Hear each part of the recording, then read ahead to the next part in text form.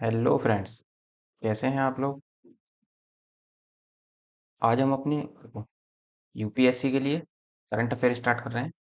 और ये जो आपका करंट अफेयर होगा ये आपका पूरी तरीके से जो आपका पीसीएस है और जो आरओ एआरओ के लिए और जो आगामी एग्जाम होंगे जैसे आपका बीओ वगैरह के लिए होंगे ये सब उसी के लिए आपका लाभदायक होने वाला है। इसके अलावा देखो यूपीपीएससी के अलावा ये आपका जो करंट अफेयर होगा जैसे आपका एसएससी है या फिर यूपीपी है यूपी ट्रिपल एस सी है आपका उन सभी के लिए यूजफुल होने वाला है क्योंकि हम देखो यहाँ पर करंट अफेयर जो पढ़ेंगे वो हाई लेवल से पढ़ेंगे और जब हाई लेवल से पढ़ेंगे तो आपके जो जो आप कह लें कि सी ग्रेड और जो डी ग्रेड के करंट अफेयर्स आते हैं एग्जामों में करंट अफेयर आता है वो आसानी से यहाँ से टैकल किया जा सकता है। तो ये आज आपका 20 अप्रैल का करंट अफेयर होगा। और तो यदि आपने चैनल को सब्सक्राइब नहीं किया है तो सब्सक्राइब जरूर कर लेना सी एस अकेडमी पीसीएस को। शुरुआत करेंगे। अब देखो जो करंट अफेयर का स्रोत होगा हमारा जैसे हमारा संसद टीवी है पीआईबी है द हिंदू है इंडियन एक्सप्रेस। तो यहाँ से आपके करंट अफेयर उठाए गए हैं और यहीं से आपको पढ़ाया जाएगा। अब इसमें देखो करंट अफेयर ही नहीं पढ़ाया जाएगा आपको। करंट अफेयर के साथ साथ आपको स्टैटिक जीके भी आपको यहाँ पर अच्छे से पढ़ाया जाएगा ताकि स्टैटिक जीके में आगे कोई प्रॉब्लम ना आए। जैसे आप देखते हैं एसएससी में ज्यादातर स्टैटिक जीके ही पूछता है वो। लेकिन हम यहाँ पर टॉप प्रायोरिटी पर रखेंगे अपना यूपीपीएससी को। तो यहाँ से स्टार्ट करेंगे और आगे बढ़ेंगे। आयोग के ट्रेंड के अनुसार ही हम यहाँ पर सब कुछ पढ़ेंगे और उसी के अनुसार हम आगे लेकर चलेंगे इसको। तो शुरुआत करेंगे। देखो क्वेश्चन नंबर 1 से कथन दिए हैं उसने 3। अब कहता है कि देखो पहला क्वेश्चन है कि हाल ही में अगले 5 वर्ष के लिए पुनः क्रिस्टलिना जॉर्जिएवा को आईएमएफ का प्रबंध निदेशक चुना गया है। अब इसमें देखो होता क्या है कि जो आईएमएफ है आईएमएफ क्या होता है। आईएमएफ एक संस्था है जो विश्व स्तर पर लोन देने का कार्य करती है या लोन या ये कह लो ऋण देने का कार्य करती है। तो आईएमएफ को बोलते हैं इंटरनेशनल मॉनेटरी फंड अर्थात अंतरराष्ट्रीय मुद्रा कोष बोलते हैं। तो इसकी जो प्रबंध निदेशक थी ये अब तक क्रिस्टलिना जॉर्जिएवा ही थी। अब ये कह रहा है कि इन्हें फिर से पुणे चुन लिया गया है 5 वर्ष के लिए। तो हाँ ये आपका स्टेटमेंट सही है कि इन्हें इनकी जो नियुक्ति हुई है वो 5 वर्ष के लिए फिर से पुणे हो चुकी है। अब इनकी जो नियुक्ति देखो कब से शुरू होगी 1 अक्टूबर से। अब तक तो इनका पिछला ही कार्यकाल चलेगा। जो इनका कार्यकाल समाप्त होगा ये 1 अक्टूबर 2024 को समाप्त होगा। तो एक अक्टूबर 2024 को ये पुणे फिर से निर्वाचित हो जाएंगे यहाँ पर। अब फिर कह रहा है अगली स्टेटमेंट में कि क्रिस्टलिना जॉर्जिवा ये ब्रिटेन की मूल निवासी हैं। अब आप यहाँ पर देखो देखो यदि आपको यहाँ पर ये पता है कि ये ब्रिटेन की मूल निवासी हैं तो आराम से आप यहाँ पर क्वेश्चन को टैकल कर सकते हैं। लेकिन ये जो स्टेटमेंट है ये गलत है। ये ब्रिटेन की मूल निवासी नहीं है। ये जो है ये बुल्गारिया की हैं। ये थोड़ा सा ध्यान रखना है आपको। ये बुल्गारिया की निवासी हैं। आगे कह रहा है आईएमएफ की स्थापना ब्रेटन वुड्स सम्मेलन के दौरान 1944-45 में हुई थी। ये भी स्टेटमेंट आपकी ठीक है। तो देखो यदि आपको यही पता था ना कि स्टेटमेंट दो गलत है ये ब्रिटेन की ना होकर ये बुल्गारिया की है तो आप देखो ना तो दो हो सकता ऑप्शन ना ही आपका सी हो सकता और ना ही आपका डी हो सकता। तो आंसर क्या बनेगा आपका कथन 1 और 3 यहाँ पर आपका सही है। अब इसकी हम डिटेल नॉलेज ले लेते हैं कि डिटेल किस तरीके से दिखाया है इसने। देखो अभी आपको बताया कि क्रिस्टलिना जॉर्जिएवा को फिर से कहाँ किस पद पर आईएमएफ के प्रबंध निदेशक के पद पर फिर से इनको चुन लिया गया है। और कहाँ की है ये बुल्गारिया की है। अब इनका जो कार्यकाल कहाँ से शुरू हो रहा है वो 1 अक्टूबर 2024 से इनका कार्यकाल 5 वर्ष के लिए फिर से प्रारंभ होगा। और इस पद पर रहते हुए जो ये हैं ये 12वीं प्रबंध निदेशक होंगी। इसका मतलब अब तक 11 प्रबंध निदेशक आ चुके हैं और ये क्या है ये 12वीं प्रबंध निदेशक है। अब देखो प्रबंध निदेशक का जो आईएमएफ में ये जो पद लाया गया था ये इसकी शुरुआत जो हुई थी प्रबंध निदेशक पद की शुरुआत पहली बार 2004 में हुई थी। ये थोड़ा सा ध्यान रखना है आपको। और इसकी स्थापना आईएमएफ की जो स्थापना होती है वो 1900 ये कह लो 1944-45 में ब्रेटन वुड्स सम्मेलन के दौरान होती है। ये थोड़ा सा ध्यान रखना है। और मुख्यालय कहाँ है आईएमएफ का मुख्यालय है वाशिंगटन डीसी। वाशिंगटन डीसी कहाँ है वाशिंगटन डीसी है यूएसए में America United state of America. और वाशिंगटन डीसी या यूनाइटेड स्टेट ऑफ अमेरिका की क्या है राजधानी भी है। अमेरिका की जो मुद्रा है वो डॉलर है ये आप जानते ही सब। इस तरीके से साइन बनाएंगे डॉलर का। तो ये हो जाता है आपका क्वेश्चन नंबर 1। आगे बढ़ते हैं। अब देखो एक रिपोर्ट है ये कह रहा है कि global forest watch monitoring project की नवीनतम रिपोर्ट के आधार पर निम्नलिखित कथनों पर विचार करना है। तो किसकी रिपोर्ट है तो global forest watch monitoring project की एक रिपोर्ट आई है। इसके अनुसार भारत के संदर्भ में इसने 3 कथन दिए हैं। देखो इस रिपोर्ट को हम डिटेल से भी पढ़ेंगे और यहाँ भी आपको थोड़ा सा ध्यान रखना है। बाकी क्वेश्चन के अनुसार देख लेते हैं। देखो इस रिपोर्ट के अनुसार भारत में सर्वाधिक वनों की कटाई पूर्वोत्तर भारत में आई है। अर्थात जो सर्वाधिक वनों की कटाई हुई है इस रिपोर्ट के अनुसार वो कहाँ हुई है? वो भारत में, पूर्वोत्तर भारत में। जैसे पूर्वोत्तर भारत कौन से? जैसे आप देखते हैं ना, एक तरीके से हल्का सा बना देता हूँ मैं। ये हमारा जो क्षेत्र है ये पूर्वोत्तर भारत है। पूर्वोत्तर भारत में आपका असम आता है, यहीं पर अरुणाचल प्रदेश आएगा, फिर नागालैंड आएगा, यहाँ पर देखेंगे तो मणिपुर आएगा, मिजोरम आएगा। ये आपके पूर्वोत्तर भारत में ये आपके आते हैं। पूर्वोत्तर भारत में सर्वाधिक कटाई हुई है वनों की। तो ये स्टेटमेंट जो है पहली आपकी, ये आपकी सही है। फिर कहता है कि वर्ष 2000 के बाद भारत में लगभग 6% वनों में कमी आई है। ये भी आपकी स्टेटमेंट ठीक है, क्योंकि भारत में जो हुआ है वो अंधाधुंध वनों की कटाई भी हुई है। तो इसी वजह से क्या है कि 2000 के बाद में, वर्ष 2000 के बाद में लगभग 6% की कमी आई है वनों में। फिर है, देखो इसका कारण क्या है। देखो सबसे ज्यादा जो कारण आता है वो जैसे जंगल में आग लग जाती है, तो इसे हम वनाग्नि बोलते हैं। और मानव जनित भी कारण होते हैं, क्योंकि मानव ने भी अच्छा खासा काटा है पेड़ों को। तो इसी वजह से देखो विकास के नाम पर हम क्या करते हैं, पेड़ों को बहुत ज्यादा काट देते हैं। तो इसी वजह से ये इस तरह की रिपोर्ट निकल कर आती है। तो अगली तीसरी स्टेटमेंट क्या कहती है? भारत में वनाग्नि के कारण सर्वाधिक नुकसान जो हुआ है वो उड़ीसा राज्य को हुआ है। ये भी स्टेटमेंट आपकी ठीक है। इसका मतलब क्या है? इसका मतलब तीनों ही स्टेटमेंट सही है, और सत्य कथन की भी पूछ रहा है कि सत्य कथन कौन सा होगा आपका। तो सत्य कथन कौन सा होगा? तीनों ही आपके सत्य कथन होंगे, इसमें ऑप्शन नहीं है। देखो ये बी आपका, और ये सी, और ये आपका डी। तो आपका आंसर जो बनेगा वो डी आपका इसमें आंसर बनेगा। देखो इसकी डिटेल देख लेते हैं। देखो इस रिपोर्ट के अनुसार वर्ष 2001 से 2023 के बीच में जो सर्वाधिक वृक्षावरण हानि हुई है वो असम राज्य को है। देखो असम भी क्या है, पूर्वोत्तर राज्य है। तो असम के बाद में आप देखेंगे तो अरुणाचल प्रदेश इसमें आता है, फिर आप देखेंगे तो मिजोरम भी इसमें ही आता है। इसका मतलब यदि पूछ ले कि इस रिपोर्ट के अनुसार सबसे ज्यादा हानि किसे हुई है, सबसे ज्यादा वन कहाँ काटे गए हैं, तो सबसे ज्यादा वन जो कटे हैं वो असम में, असम के बाद में अरुणाचल प्रदेश में, और फिर आपके मिजोरम में सबसे ज्यादा कटे हैं। खाद्य और कृषि संगठन FOA के अनुसार इसका मुख्यालय कहाँ है? रोम, इटली की राजधानी रोम में। 2015 से 2020 के बीच में भारत में वनों की कटाई जो हुई है वो 6,68,000 हेक्टेयर प्रति वर्ष हो रही है। अब आप यहाँ पर देखो, मतलब 2015 से 20 के बीच में जितना भी हमने डेवलपमेंट किया है वो ज्यादातर क्या क्या है, पेड़ वगैरह को काट कर ही किया है। तो इसी वजह से ये बता रहा है कि 6,68,000 हेक्टेयर प्रति वर्ष वनों की कटाई की जा रही है। इसका कारण क्या है? देखो इसका कारण है जंगल में आग लग जाती है कभी कभी, और वन मानव जनित कारण भी होते हैं, क्योंकि मानव क्या करता है, बहुत ज्यादा पेड़ों को काट रहा है। इसी वजह से यहाँ पर मानव जनित भी कारण यहाँ पर आ जाते हैं। नेक्स्ट, वर्ष 2000 के बाद भारत में 2.33 मिलियन हेक्टेयर वृक्ष क्षेत्र हो गया है। मतलब ये घटकर इतना रह गया है अब। और जो कि क्या है वो 6% के बराबर है। ये जो वन काटे गए हैं 2.33 मिलियन हेक्टेयर, ये किसके बराबर है? ये आपके 6% के बराबर होते हैं। नेक्स्ट है आपका, देखो सबसे ज्यादा मैंने आपको कहा बताया असम में, फिर मिजोरम में, और फिर उसके बाद में अरुणाचल प्रदेश में सबसे ज्यादा कटाई हुई है वनों की। और भारत में आग के कारण जो वो आप देखेंगे 35,900 हेक्टेयर वृक्षों का नुकसान हुआ है। जो दर कहाँ है? उड़ीसा में सर्वाधिक है। साथ जो आग के कारण, हालांकि देखो आग की जो समस्या है, आपने पीछे भी देखा होगा कि ऑस्ट्रेलिया के वनों में भी आग लगी थी। तो वहां भी बहुत ज्यादा नुकसान हुआ था, बहुत ज्यादा। जो ज्यादातर प्रजातियां थी वो तो विलुप्त ही हो गई बिल्कुल, उनको रेड लिस्ट में डाल दिया गया। तो आग की जो घटनाएं हैं वो अक्सर देखी जाती हैं, लेकिन भारत में भी आग की घटनाएं देखी जाती हैं। और सबसे ज्यादा जो आग के कारण वनों को नुकसान हुआ है वो उड़ीसा राज्य में हुआ है, ये आप ध्यान रखेंगे। नेक्स्ट, नेक्स्ट है विश्व धरोहर दिवस किस तारीख को मनाया जाता है? तो कब मनाया जाता है विश्व धरोहर दिवस? यदि आप इस इमेज को देखें तो इस इमेज को देखने से भी पता लग रही हो कि आप कहाँ कब मनाते हैं। तो 18 अप्रैल को मनाया जाता है विश्व धरोहर दिवस। विश्व धरोहर दिवस या विश्व हेरिटेज डे भी बोलते हैं, वर्ल्ड हेरिटेज डे भी इसको हम बोल देते हैं। अब देखो आपको ये याद नहीं रखना, ये भी याद रखना है कि 17 अप्रैल को क्या मनाया जाता है। तो 17 अप्रैल को मनाया जाता है विश्व हीमोफीलिया दिवस। हीमोफीलिया दिवस मनाया जाता है।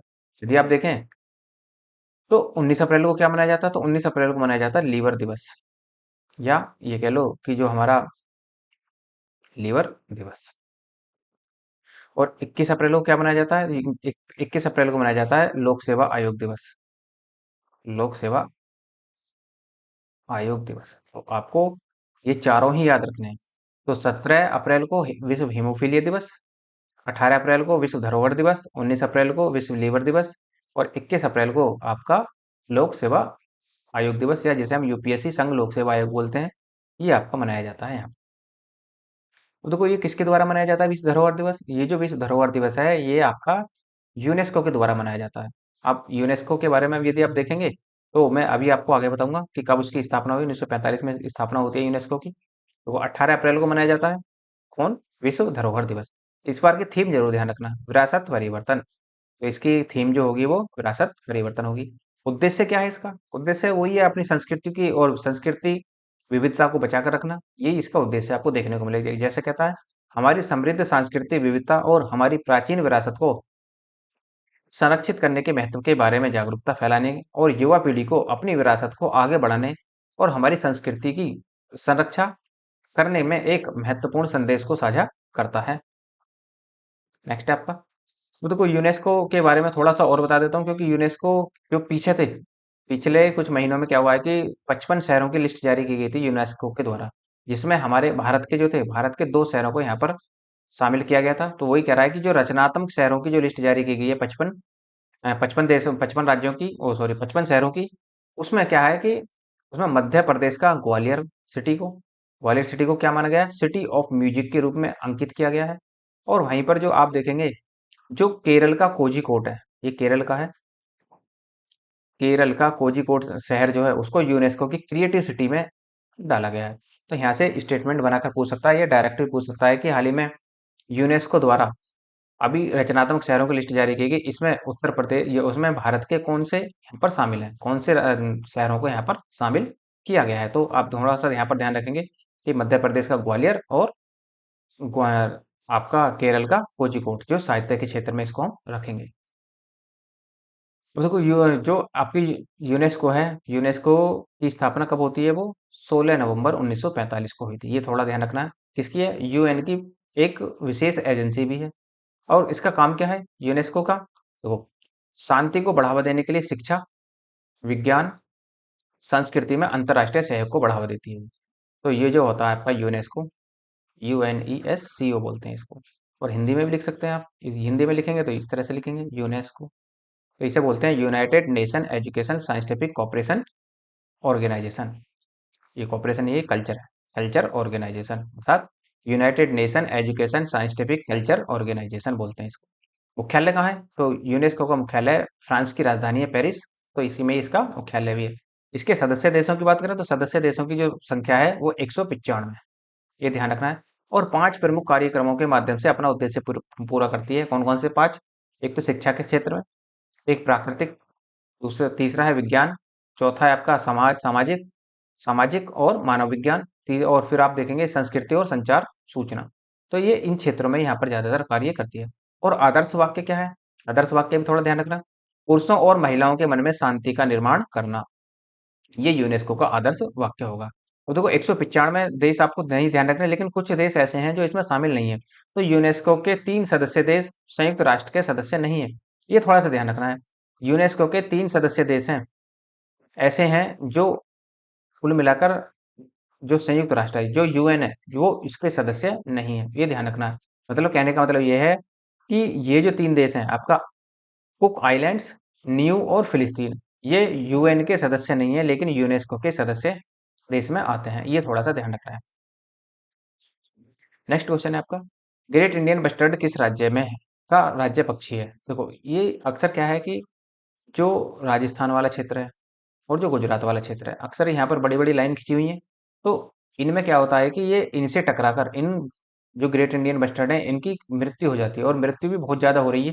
तो इसी वजह से एक पिटिशन गई थी सुप्रीम कोर्ट में, और सुप्रीम कोर्ट ने के आदेश पर ही सुप्रीम कोर्ट ने यहाँ पर गाइडलाइन जारी की थी गुजरात सरकार को और राजस्थान सरकार को कि जल्दी से जल्दी इसका समाधान ढूंढें ताकि इन पक्षियों की मौत ना हो। क्योंकि जो आईयूसीएन की जो रेड आईयूसीएन की जो एंडेंजर्ड लिस्ट है उसमें क्रिटिकल है, अर्थात बहुत ही ज्यादा एक तरीके से देखें तो डेंजर स्थिति में है। अर्थात इनका कहने का मतलब ये है कि इन खतरा मंडरा रहा है, खतरा पूरी तरीके से मंडरा रहा है इन पर। तो इन्हीं की रक्षा के लिए वहां पर या तो ये सुप्रीम कोर्ट ने ये कहा कि या तो इन पर बड़े बड़े बैरियर लगा दिए जाएं ताकि ये इनसे टकराकर इनकी मृत्यु ना हो, या फिर जो वहां पर लाइन खिंची हुई है उसको अंडरलाइन लिया जाए, मतलब जमीन के अंदर से वहां से बिजली निकाल ली जाए या तार वहां पर निकाल ली जाए। तो इसी को गाइडलाइन करते हुए ये सवाल बना भी है आपका। और ये जो सवाल है, इस तरह का सवाल देखो पीछे यदि आप देखेंगे 2023 में यूपी ट्रिपल एससी के द्वारा जो जूनियर असिस्टेंट का पेपर हुआ था ना, यही सवाल पूछा था कि ग्रेट इंडियन बस्टर्ड किस राज्य का राज्य पक्षी है। तो ये क्या है, ये जो है ये राजस्थान का राज्य पक्षी है। और देखो ग्रेट इंडियन बस्टर्ड कहाँ कहाँ पाए जाते हैं भारत में, ये भी थोड़ा ध्यान रखना। देखो मैप के द्वारा देख सकते हैं, ये आपका आंध्र प्रदेश है, आंध्र प्रदेश से लगा हुआ आपका कर्नाटक है, कर्नाटक में फिर महाराष्ट्र में आपको देखने को मिलेंगे। उसके बाद में मध्य प्रदेश में, मध्य प्रदेश के साथ साथ गुजरात और राजस्थान, राजस्थान और गुजरात में तो सर्वाधिक पाए जाते हैं। और आप जानते हैं पाकिस्तान में भी पाए जाते हैं, पाकिस्तान में तो इनका शिकार भी किया जाता है, जबकि ये क्या है एंडेंजर्ड लिस्ट में शामिल होने के साथ साथ भी क्या है, इनका शिकार अच्छा खासा किया जाता है पाकिस्तान के अंदर। तो आंसर इसका क्या बनेगा, डी इसका आंसर होगा। अब इसके बारे में थोड़ा सा देख लेते हैं। देखो भारतीय उपमहाद्वीप में सबसे भारी उड़ने वाले पक्षियों में से एक है, और राजस्थान का क्या है राजकीय पक्षी भी है। इसे प्रमुख घास के मैदान की प्रजाति भी माना जाता है।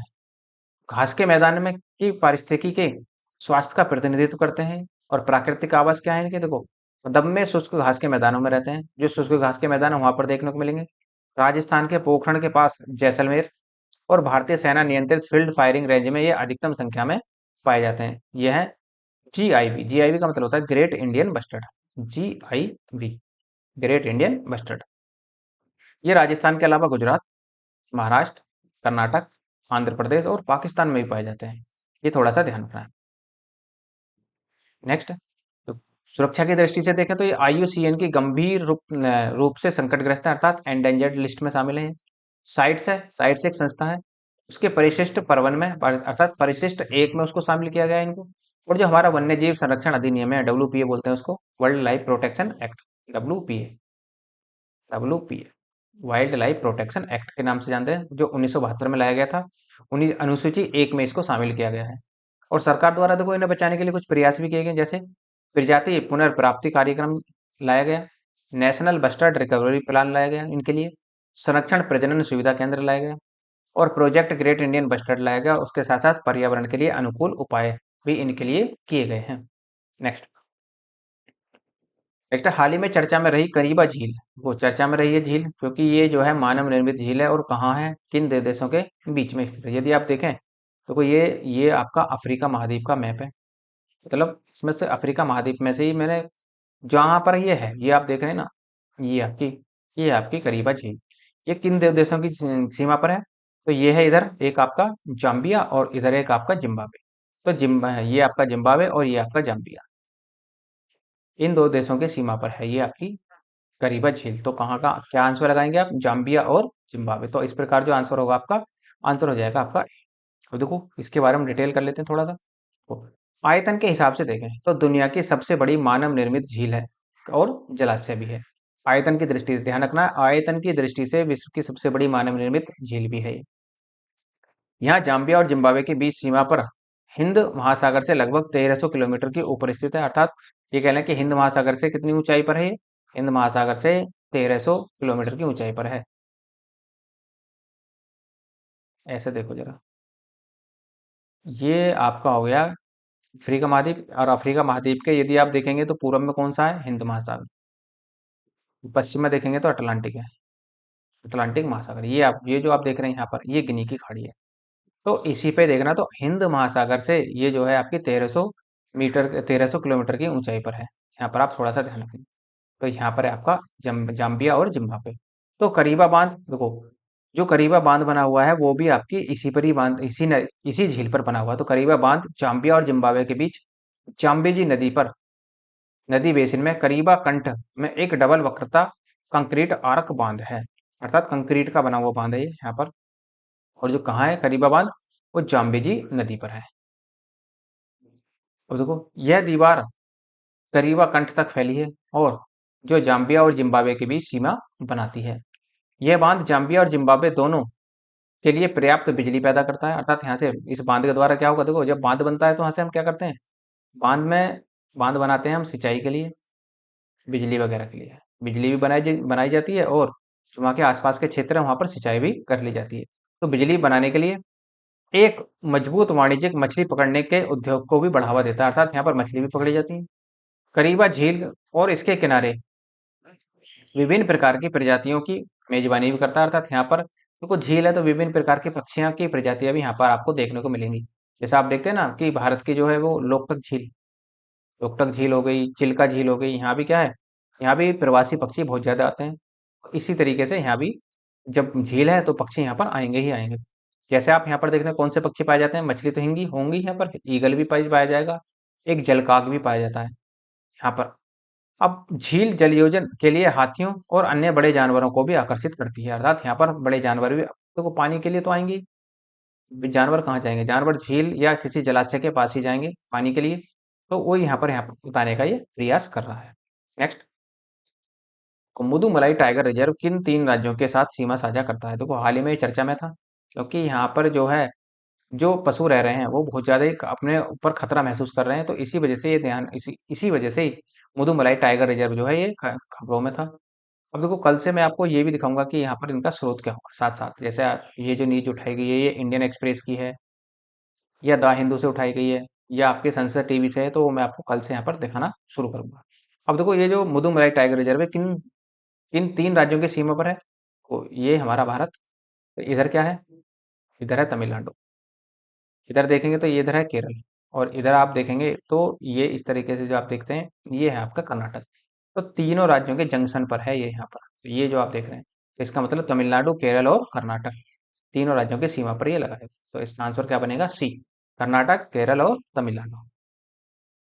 तो तमिलनाडु के नीलगिरी जिले में तीन राज्य कर्नाटक, केरल और तमिलनाडु तिर जंक्शन पर ये स्थित है। अब देखो इसके पश्चिम में यदि हम देखें, इस मुदुमलाई टाइगर रिजर्व के पश्चिम में देखें तो वायनाड वन्यजीव अभ्यारण्य है, और वायनाड वन्यजीव अभ्यारण्य कहाँ है, केरल में। उत्तर में बांदीपुर राष्ट्रीय उद्यान है, तो बांदीपुर राष्ट्रीय उद्यान कहाँ है आपका, कर्नाटक में। और फिर आप देखेंगे उत्तर में ही मुकुर्ती राष्ट्रीय उद्यान है, और दक्षिण में देखें तो साइलेंट वैली के साथ साथ नीलगिरी बायोस्फीयर रिजर्व का भी ये हिस्सा है।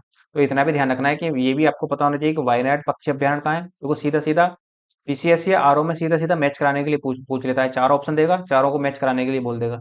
तो यहाँ से थोड़ा सा ध्यान रखना है आपको कि वायनाड वन्यजीव अभ्यारण्य केरल, उत्तर में बांदीपुर, और बांदीपुर कहाँ है, कर्नाटक में। देखो ये जो आप देख रहे हैं ना, ये आपका स्टैटिक जीके का ही पार्ट है। एक साथ कुछ भी याद नहीं होता, लेकिन हम थोड़ा थोड़ा सभी को लेकर चलेंगे तो हम आसानी से यहाँ पर इनको याद कर सकते हैं। अब देखो जो मोयरा नदी है, मोयरा नदी इसी टाइगर रिजर्व से होकर बहती है, ये थोड़ा सा ध्यान रखना है। नेक्स्ट, उष्ण कटिबंधीय देखो सदाबहार वन पाए जाते हैं यहाँ पर, नम पर्णपाती वन पाए जाते हैं, नम सागौन वन पाए जाते हैं, सूखे सागौन वन पाए जाते हैं, और माध्यमिक घासों के मैदान भी और दलदली क्षेत्र भी यहाँ पर पाया जाता है। देखो तो ये तो हो गया आपके 20 अप्रैल के करंट अफेयर, इसका थोड़ा सा ध्यान रखना है आपको। इतना ही है यहाँ पर।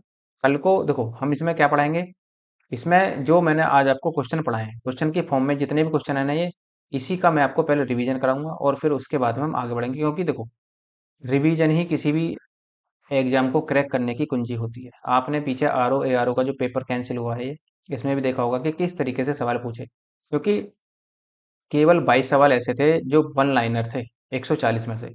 बाकी में क्या थे, बाकी सवाल स्टेटमेंट वाले ही थे, कभी कोई कथन कारण वाला था तो कोई स्टेटमेंट वाला था, कोई मैचिंग कराने के लिए आया था।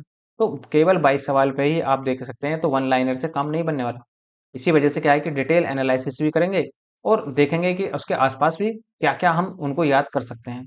तो आगे बढ़ेंगे। देखो यदि आपको लेक्चर की पीडीएफ की आवश्यकता हो, देखो पीडीएफ में आपको दो फॉर्म में दूंगा, एक तो ये पीपीटी वाली पीडीएफ आपको मिल जाएगी, और उसके साथ साथ वीकली जितना भी हमने आपको पढ़ाया है इसमें, उसकी आपको डॉक्यूमेंट फॉर्म में आपको एक पीडीएफ मिलेगी। चाहे तो आप उसका प्रिंट भी करा सकते हैं, उसमें प्रिंट कराने में तुम्हें आसानी होगी इसमें। तो आप इसके लिए आप टेलीग्राम ज्वाइन कर लेना, टेलीग्राम का लिंक आपको डिस्क्रिप्शन में दिया हुआ है, और यदि आप टेलीग्राम पर नहीं है तो व्हाट्सअप ज्वाइन कर सकते हैं, तो व्हाट्सअप का लिंक भी आपको डिस्क्रिप्शन में मिल जाएगा। और यदि आपको कोई भी क्वेरी हो किसी भी प्रकार की, तो आप मेल कर सकते हैं, मेल के माध्यम से बता सकते हैं। और यदि आपने लेक्चर को सब्सक्राइब नहीं किया तो सब्सक्राइब जरूर करना, शेयर जरूर करना और लाइक करना। धन्यवाद।